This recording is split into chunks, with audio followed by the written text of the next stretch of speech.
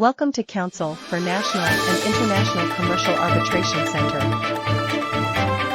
The headlines.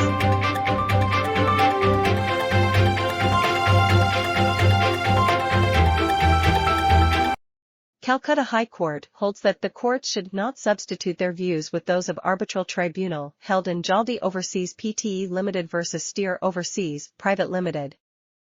The Calcutta High Court has in Jaldi Overseas Pte Limited vs Steer Overseas Private Limited recently upheld the enforcement of a foreign award, reiterating that courts should not substitute their views with those of the Arbitral Tribunal.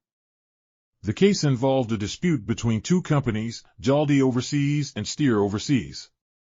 Jaldi had offered to carry Steer's cargo of iron ore fines from India to China. The parties had initially agreed on the terms of the contract in correspondence, but Steer later modified the terms. Jaldi then issued a separate fixture notice to Steer's subsidiary, Global Up International. A dispute arose over the payment of the amounts due under the contract.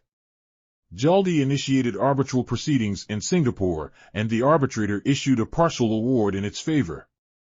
Steer challenged the award in the Calcutta High Court, arguing that there was no valid contract between the parties and that the award was in conflict with public policy. The High Court rejected both of Steer's arguments. It held that the arbitrator had properly determined that there was a valid contract between the parties, and that the award did not violate public policy. The court also noted that it had a very limited scope of review in cases involving foreign awards, and that it should not substitute its own views with those of the Arbitral Tribunal.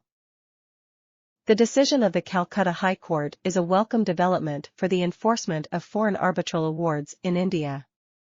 It reaffirms the principle that courts should give great deference to the decisions of arbitral tribunals, and that they should only intervene in limited circumstances.